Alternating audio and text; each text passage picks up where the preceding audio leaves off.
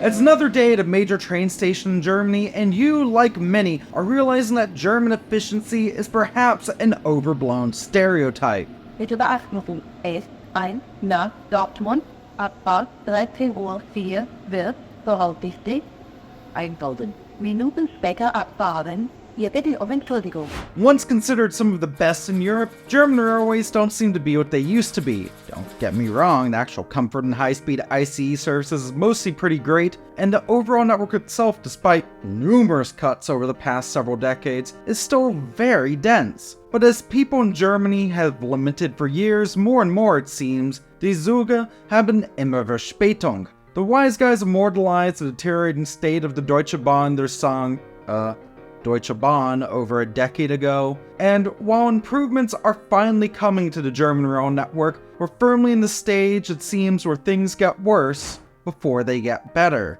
That at least is especially how it seemed to many who visited Germany during the 2024 Euros a few months back. So what was the DB like at its peak? How did it get to its modern concerning state? What's improving and what needs to happen to not only have the trains running in the future, but for German railways to get back on track, pun intended. This is Tales from the S-Bahn. I'm Jamie, and today we're discussing the rise and fall of the Deutsche Bahn. Dear passengers, this train is cancelled now.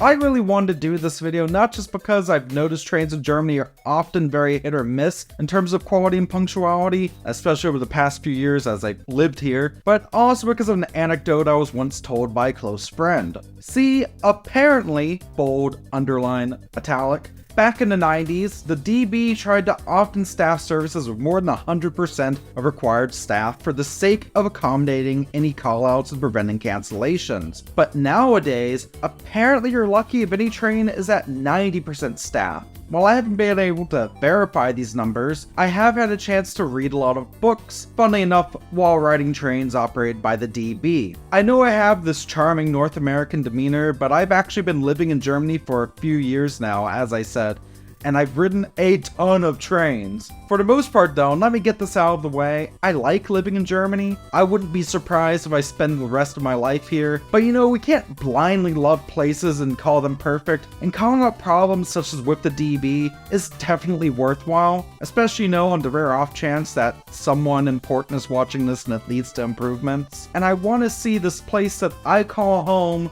reach its full potential. So, welcome to the chaotic history of the Deutsche Bahn, Germany's national railway operator, where things are never quite on track. God, did I really make the same pun twice? Like many institutions in Germany, what is now the DB actually used to be two companies divided between the former West and East Germanys. I mean, there was one corporation before that, but you know, World War II happened. Side note, I love old maps of Germany. Ever visit Lake Berlin?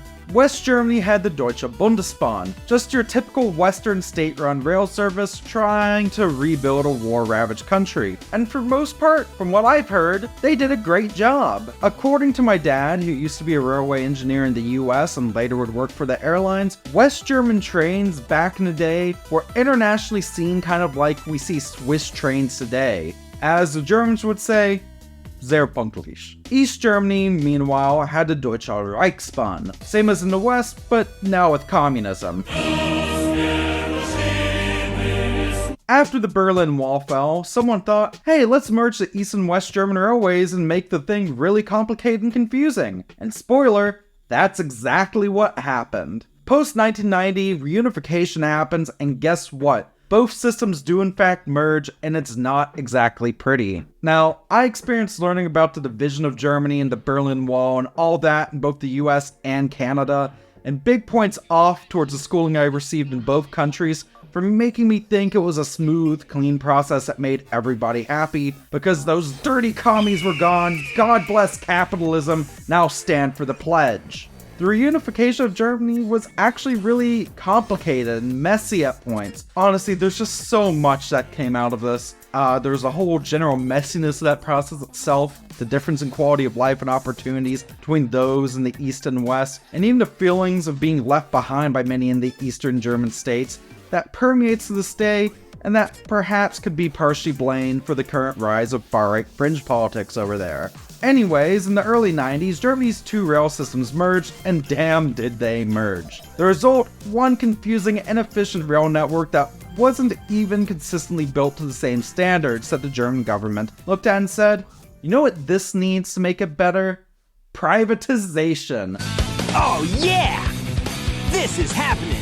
It was all the rage in the 90s. And speaking of the 90s, that was a little bit of a turbulent time for the DB. Though, on a positive note, in 1991, the German ICE trains were first put into service. These iconic high-speed trains really cut travel times down on some routes, and the network has only grown, the train's only gotten better ever since. For the most part. One more note on the ICE, I've always loved the red and white aesthetic here. There's one thing the DB has always consistently done right, at least since reunification anyways, it's been visually pleasing branding. On the flip side, in 1994, the public service known as the DB became Deutsche Bahn AG, a private corporation, but plot twist, still 100% owned by the German government. Privatization light, if you will. The DB thought, cool, let's act like a company now, while everyone else frantically tried to point out that nothing had really changed and infrastructure was still state-run. Still, the DB can technically at some point go fully private. Please don't. I mean, privatization and running public services with a profit motive in mind has never, ever failed anywhere. Oh, Ian and my beloved. I feel like many folks I've talked to nowadays seem to blame the DB's current woes on the Angela Merkel government specifically, who was in power between 2005 to 2021 here in Germany. Yeah, 16 years, damn. But things go back further to the government under Chancellor Helmut Kohl. Granted, both were members of the right-leaning CDU party, and things only got messier as the DB crossed through the year 2000. With Germany getting all neoliberal, they wanted to cash in more fully on privatization. Enter Hartmut Mayborn, I'm sure I butchered that, the DB CEO and chief privatization evangelist. Many folks will often point fingers at him for the DB's current problems, if not at Kohl or Merkel. DB top brass started to run the DB itself increasingly, how do I put this nicely, like an American corporation.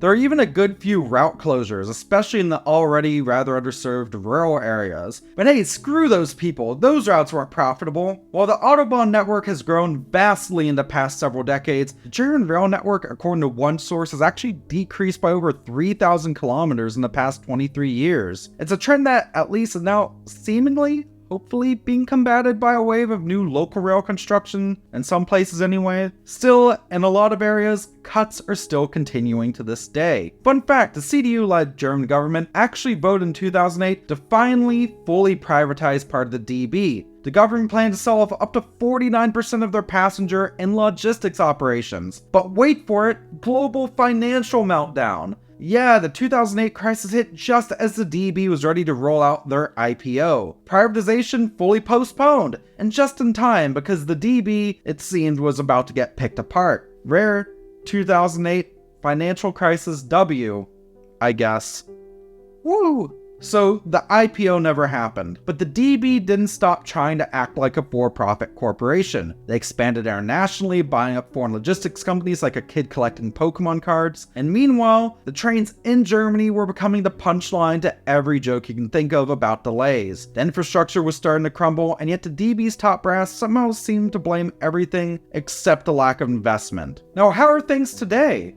What's that, you say? 1 in every 3 trains was delayed the last time we checked, with service so unreliable that schedules are now just a guessing game, and ICE trains aren't allowed into certain parts of Switzerland anymore due to delay concerns, and despite this whole saga, and despite the DB considered a private entity, it's still 100% state-owned? Yeah, it's privatized in spirit, but publicly owned, which means that no one's ever happy, except maybe the foreign companies the DB keeps acquiring, and I guess whoever bought up DB Schenker since that just happened. You've got this Frankenstein's monster of public-private nonsense that technically runs Germany's rail network, but also has global ambitions because why not? So where does the DB stand heading into the future? Is privatization still on the table? Maybe, but after the 2008 crisis debacle, no one is holding their breath. And that's for the best, by the way. With recent news out of the UK about them renationalizing a lot of the railways, gives me hope that the DB can be brought back into the full public fold someday. Probably not while the libertarian-esque FDP is part of the government coalition, and I wouldn't hold my breath about it happening if the CDU gets back into power again. After all, it was under them that the DB was somewhat privatized in the first place. But hey, more surprising things have happened. And I want to acknowledge that a ton of work is being done on the German rail network right now. What was the number of railway ties being replaced nationwide as of last year? There's lots of new updates, and hey, the Deutschland ticket, which lets you travel unlimitedly across Germany on non-high-speed trains, buses, and ferries everywhere in the country. I know the D-ticket isn't a DB initiative, it's a proper government program, but still, that's a massive positive for me, assuming it doesn't get axed in the next couple of years. Please don't axe a D-ticket. It seems things are going further down with DB operations before they get better. Construction maintenance finally being done means delays, international news is finally catching up as well, and after all this you may ask, could it get worse? And yes it can. Looking at you, Via. I made this video to not only give a brief overview of the DB, its history, and its problems, as I live in Germany and make videos mostly about trains and transit in Germany, but also make one point clear. While the DB in its current state is not great, this is an institution that needs to be improved so that better serves people across Germany on the whole. Reliable, affordable, accessible transit is a must for a modern, forward-thinking country.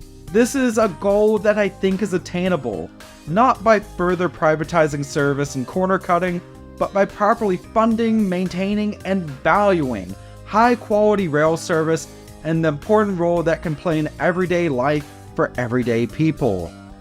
Alright, I'm going to get off my soapbox. I don't really know how to end this video. There's so much I didn't even touch on, such as Germany's deep ingrained car culture, spurred in part by historic government ownership of Volkswagen and also American influence, but again, I know you don't have all day. So instead, I'm going to start ending these videos by answering a question I've received either from a viewer of a previous video in the comments or from the Discord server. It's free, link in the description below. Today's question is, with all of Deutsche Bahn's problems, could you recommend taking a Flixtrain instead? And for those curious, Flixtrain is a cheap Germany-only train service run by the same people who run Flixbus. We're talking Hamburg to Berlin for €8 cheap. I did actually take a Flixtrain a few months back. There's no first class and the Wi-Fi didn't work, but hey, my seat was actually really comfy. A sturdy tray table and a legitimately comfy spot were definitely worth the low price. I do want to mention though that even if Flixtrain is private, they're still running on German rail infrastructure, so all of the DB's infrastructure related issues and delay problems still apply here.